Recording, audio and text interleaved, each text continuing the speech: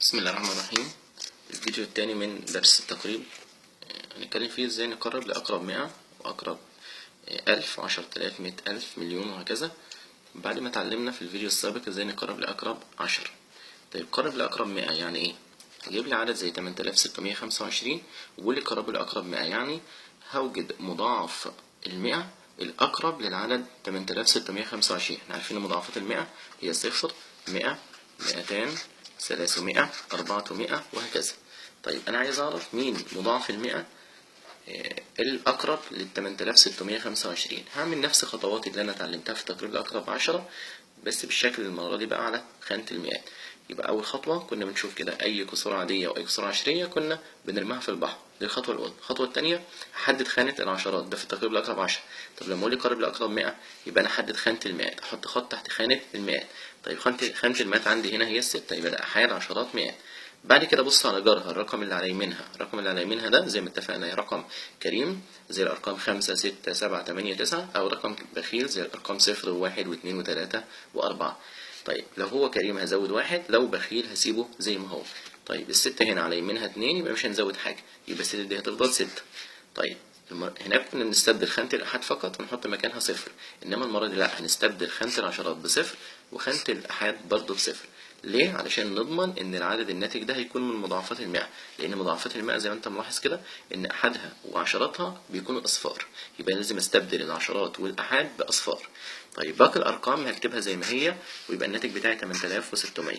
يبقى هي نفس طريقة التقريب لأقرب 10، بس باختلاف إن المرة دي هنحط أو هنحدد خانة المئات. طيب عندي كسور عشرية زي ما قلنا نرميها في البحر، بعد كده أعد كده أحاد عشرات مئات، يبقى المئات عندي الأربعة، على يمينها التسعة هتزودها واحد، يبقى الأربعة دي هتبقى 5. هستبدل الأحاد والعشرات بأصفار، يبقى هنا صفرين. الأرقام اللي بعد خانة المئات هكتبها زي ما هي، يبقى الآلاف والملايين اللي بعدها، الأرقام اللي بعدها أكتبها زي ما هي، اللي هو السبعة والواحد، يبقى الناتج هنا 17500. هنا برضه عندي كسر عادي هشيله، وبعد كده أحدد خانة المئات، هنا أحاد عشرات مئات، المئات المرة دي 9، واللي على يمينها 9 هتزودها واحد. قلنا طب لما التسعة تزيد واحد مش هكتب 10، إنما هقول صفر ومعايا واحد، الواحد يروح على الخانة اللي بعدها، اللي بعدها برضه 9، يبقى هتخليها 10. برضه مش هكتب ال10 كلها، إنما أقول صفر ومعايا الواحد يروح للأربعة يخليها 5. أستبدل بقى العشرات بصفر والأحاد بصفر، يبقى الناتج عندي هنا 50,000. في حالة عدم وجود خانة مئات، يعني العدد اللي عندي بعد ما اشيل الربع هيبقى عندي أحاد وعشرات، يبقى المئات في الحالة دي صفر.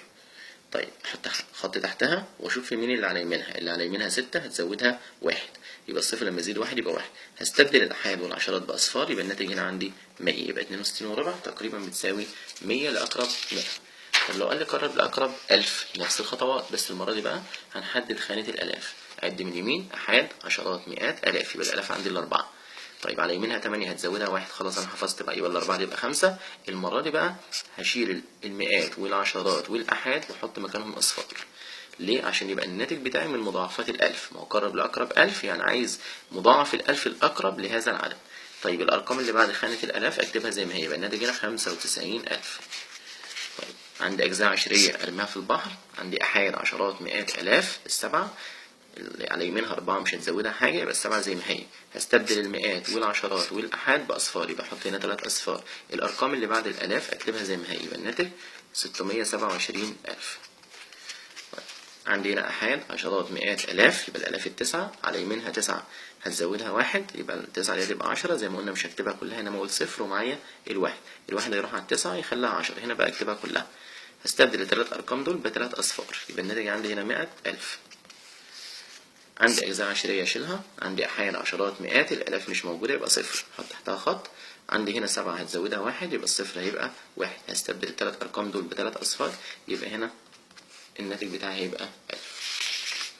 طيب لو قال لي قرب لأقرب 100,000، نفس الكلام برضو، الأجزاء العشرية هشيلها، وبعد كده أعد أحيان عشرات مئات، أحد الآلاف عشرات الآلاف مئات الآلاف، يبقى مئات الآلاف هنا 3. تحديد الخانة يا جماعة هو أساس الحل الصح، يبقى لازم إن أنا أحدد الخانة بتاعتي صح عشان أقدر أقرب صح. طيب اللي على يمينها 8 هتزودها واحد، يبقى التلات دي هتبقى 4. كل الأرقام اللي على اليمين دي أستبدلها بصفار، يبقى هنا صفر وهنا صفر، هنا صفر صفر صفر، 5 أصفار. بعد كده الستة أكتبها زي ما هي، يبقى الكلام ده هيساوي تقريبا، وأكتب الناتج بتاعي عبارة عن 6,400,000. قرب لأقرب مليون نفس الكلام. أجزاء الكسرية هسيبها هشيلها خالص من المسألة بتاعتي، وبعد كده أعد الأرقام بتاعتي. عندي أحاد، عشرات، مئات، أحد آلاف، عشرات آلاف، مئات آلاف. يبقى عندي هنا الملايين التلاتة اللي على يمينها 7 هتزودها 1 يبقى 3 هتبقى 4. كل الأرقام دي عدهم وحط مكانهم أصفار، 6 أرقام ب6 أصفار. وبعد كده الأربعة اكتبها زي ما هي. يبقى هنا الناتج هيساوي تقريبا 44 مليون. وكده انتهت تمارين درس التقريب.